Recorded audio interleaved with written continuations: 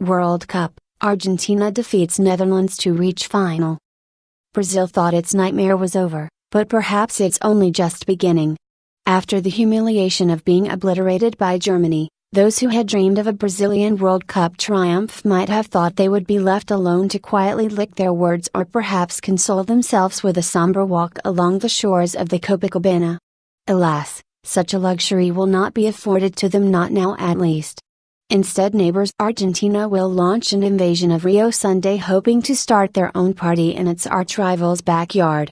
This was the result which Brazil feared, the scenario it never wanted to face: to have Argentina, its oldest foe, walk out at the Maracanã on Sunday, just 90 minutes away, becoming world champions.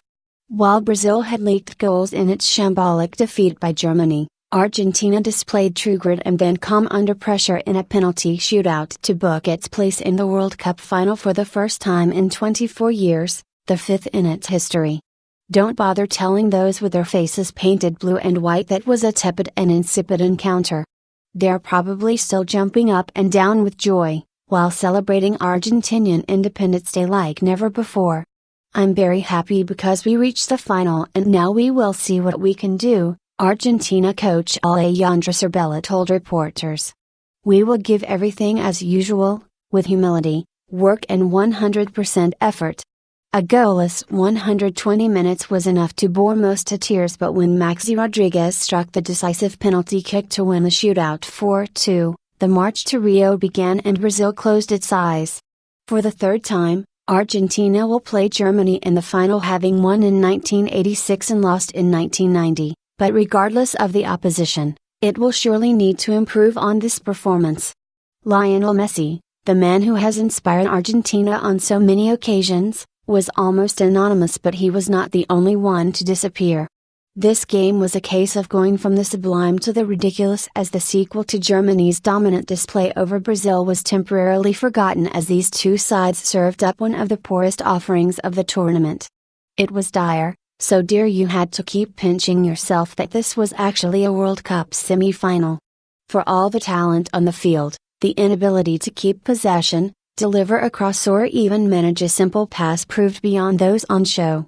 Often such games are classed as intriguing, tactical or chess-like, but none of those descriptions fitted. File this under dreadful and error-strewn.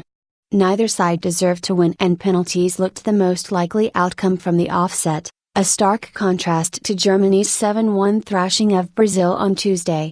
While the goals flowed like piranhas in the bars of Belo Horizonte, São Paulo provided a far more sober affair. Tight, tense and turgid in the first half, both sides struggled to create a chance of note with space at a premium. Messi, so often Argentina's leading light, fizzed a free kick at goal which Jasper Cillessen did well to save, while Ezequiel Guerre's header flew just over the crossbar as the South American side briefly threatened. Messi, making his 92nd international appearance, found himself accompanied by Nigel de Jong each and every time he moved, touched the ball or dared to breathe. Previously ruled out of the tournament with a groin injury only to make a miraculous recovery in time for the contest, de Jong gave the Dutch the bite in midfield which it had missed in the quarter-final victory over Costa Rica. But while the Dutch side was relatively untroubled in defense, it rarely threatened going forward, with Arjen Robben and Robin van Persie almost anonymous. Robben, one of the outstanding players of the tournament, touched the ball just 6 times in the opening 45 minutes as Argentina, and Javier Mascherano in particular, kept the Flying Dutchman quiet. If anybody had hoped that the fare might improve after the interval, they were left sorely disappointed. Passes went astray. Possession was squandered, with both teams failing to provide any trace of quality in the final third.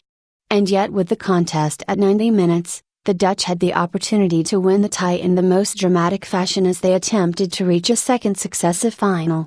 Wesley Sneijder, anonymous for much of the evening, produced a fine flick to release Robben, but the Bayern Munich man dallied and allowed Mascherano time to recover and block his effort. With neither side able to muster a goal, the tie moved into extra time, with the Dutch appearing the more threatening. Robben's low effort forced Sergio Romero into a routine save in an otherwise unremarkable opening 15 minutes of extra time. Argentina, Impotent for much of the contest with Messi superbly marshaled by the Dutch defense, rarely looked capable of finding a winner. But with 5 minutes of the tie remaining, it created its best chance of the contest when Maxi Rodriguez played in Rodrigo Palacio, but his header was easily dealt with by Silicen. Penalties ensued somewhat inevitably, and it was Argentina which held its nerve with goalkeeper Romero the hero. The Dutch, which had defeated Costa Rica on penalties in the previous round following the introduction of substitute goalkeeper Tim Krul, floundered under the pressure. Rondler, one of the game's outstanding performers, was thwarted by Romero, who also saved from Snitcher. In the end, it was left to Rodriguez to fire Argentina into the final and get the party started, a party which Brazil isn't invited to and one it hoped it would never have to see.